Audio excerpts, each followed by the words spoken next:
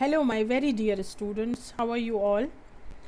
The students, today we are going to understand about a very important topic of 21st century, that's petroleum and natural gas.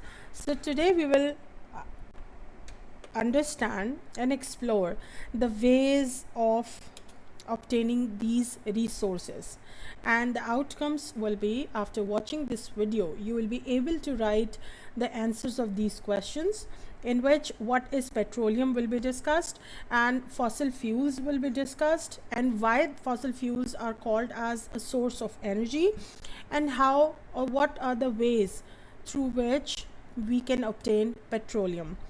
And the process is fractional distillation. It will be discussed in detail, and about the process of formation. So here we begin the discussion with something which is closely related to our daily life.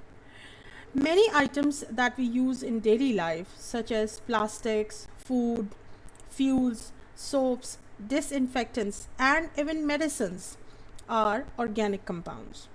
While, for your information, most of these are in fact manufactured from petroleum. So petroleum is one of the biggest demanding substance on earth these days.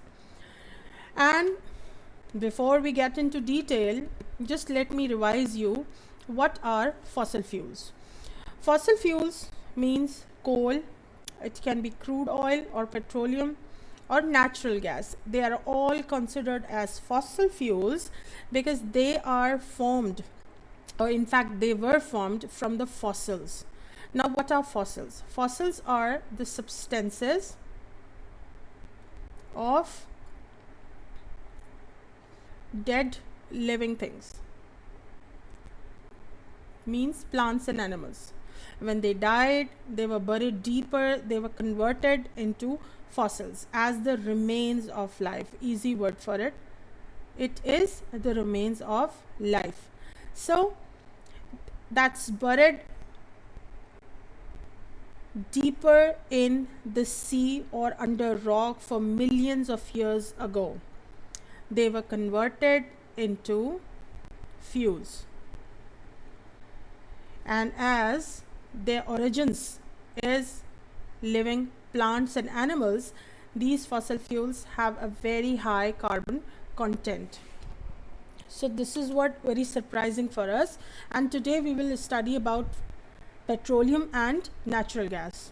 So what is petroleum? Petroleum is a raw material which is mined from the earth, the seabeds, and it is a mixture of so many important hydrocarbons, which are mainly alkanes. While mined from the ground, it is a black viscous liquid, very dirty, having bad smell. So this liquid is crude, is mixed with impurities, water and rocks and other substances in it. That is why it is also called as crude oil.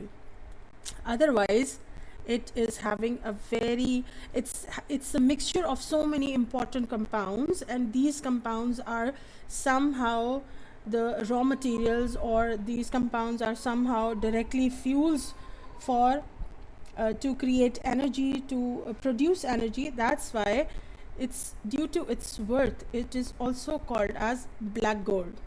So it is very important and it is very expensive. And next is, these are used as fuels.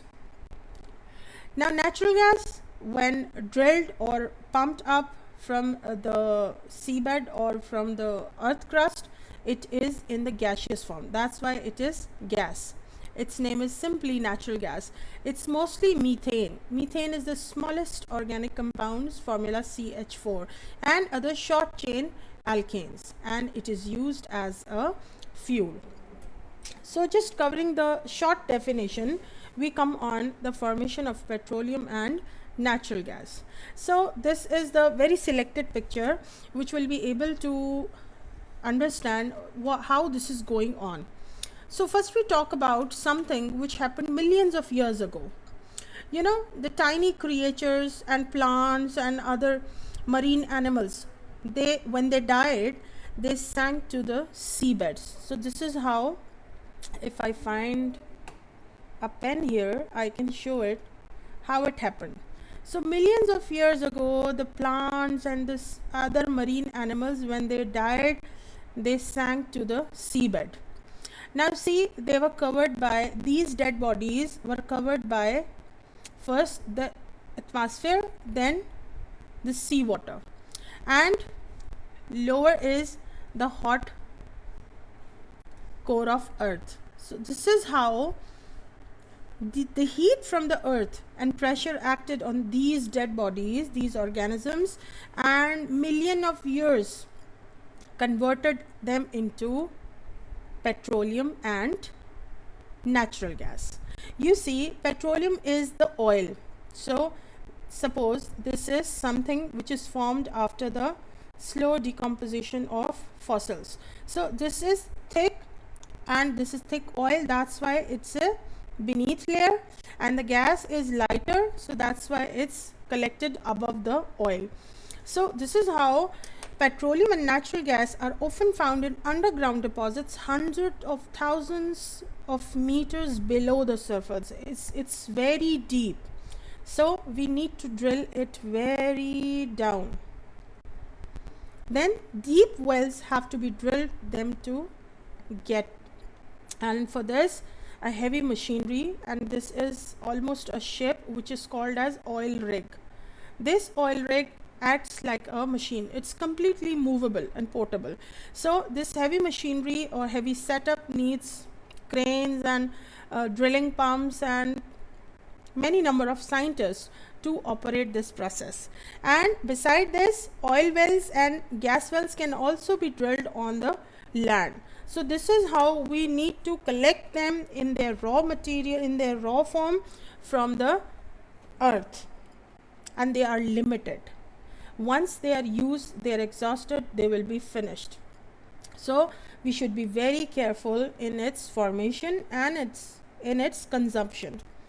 Now we come on the industrial method to get useful compounds out of this petroleum or crude oil, and that process is called as fractional distillation. Yes, remember this, that this is a method of separation of various components or compounds of petroleum from one another, is known as refining of petroleum. So when we heat up the petroleum, because this is a dirty oil, when we heat it, different compounds are heated and they boil at their own boiling points, and they are collected separately. And as we are purifying them, as we are making them in separate pure forms, that's why this method is called as refining of petroleum. And this is done by a process, fractional distillation, which is based on the fact that different components of petroleum have distinctly different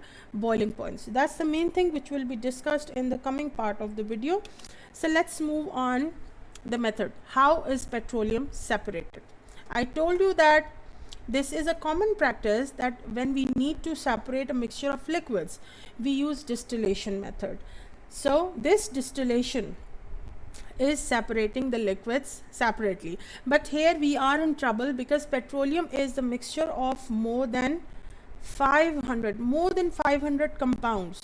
So all these compounds have got a very close range of boiling points, so we can't separate them individually. We are getting them in fractions, in groups. That's why this distillation is called as, not the simple one, but the fractional distillation, in which we will be getting our products in groups, or rather I use the proper term, fraction.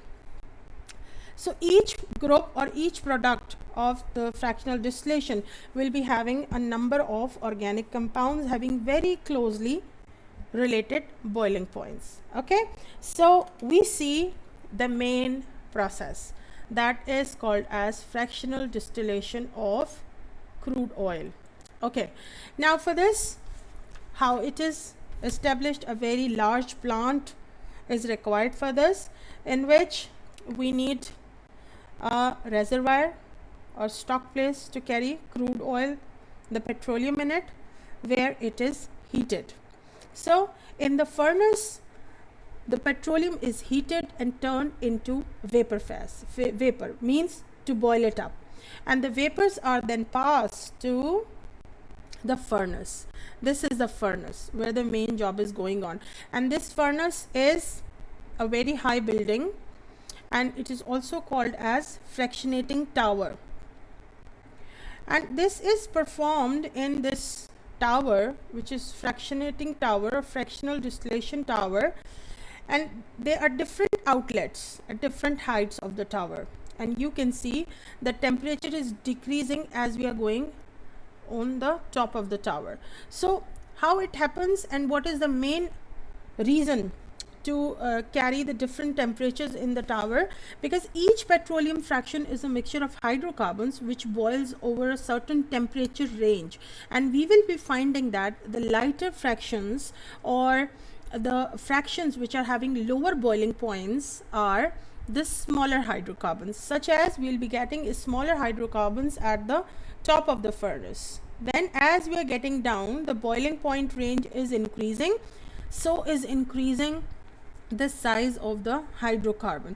So heavier fractions will be collected here because they are having a bigger hydrocarbon. So this is how we see as the hot vapor rises up in the columns. So as the vapors are released in this tower, they are heated further and the vapors rise, and there are special constructions inside. They are inverted trays in the tower.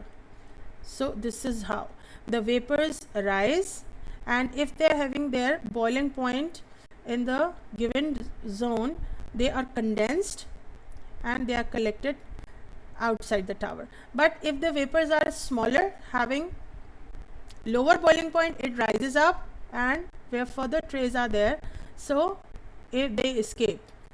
So the lightest hydrocarbons reach the top of the tower, which is mostly gases, and are collected on the top side. Then as we go down, the next outlet is for petrol or gasoline, and gasoline is the fraction in which per molecule we can have from 5 carbon to 10 carbons, and the boiling range is different. And when we come down, we get a naphtha fraction in which per molecule from 7 to 14 carbons can be ranging. So you see, this is how we are getting different useful fractions, which is again the product of closely related hydrocarbons having very close or arranged boiling points. When we talk of the worth of these fractions, what we are getting after this long, cumbersome and tiring process, we are getting very useful products. First, when I talk about it, I get the mixture of gases. These gases are directly used for cooking and heating. Now come on gasoline or petrol, it is used for the motor fuels. Now when I come on naphtha, it becomes the feedstock or the raw material for making up very important petrochemical products such as plastics and other polymers and detergents. Now I am getting paraffin. Paraffin is again a fuel for the aircraft engines or heating purposes which are using oil stoves. Next I come on diesel. Diesel becomes the fuel for heavy engines such as buses, lorries and trains even. Then I get lubricating oil, that becomes the main lubricating agent for machines, and making waxes and polishes are made of it. And the last one, the heaviest fraction, which is called as bitumen, having more than boiling point 350 degrees Celsius, and it is used for making road surfaces and roofing. So these small things are to be learned by heart, because so many questions and MCQs are asked from the same slide. So next is a finely made table just to memorize the use of petroleum fractions. I am leaving you with the hope that this discussion is enough to introduce and to teach you the topic, but I further advise you the textbook reading. I'm leaving you, and you are not only supposed to watch the video, you also start submitting your assignments of previous video lessons, so that I will be checking them and I will mark you there. Okay, God bless you and take care.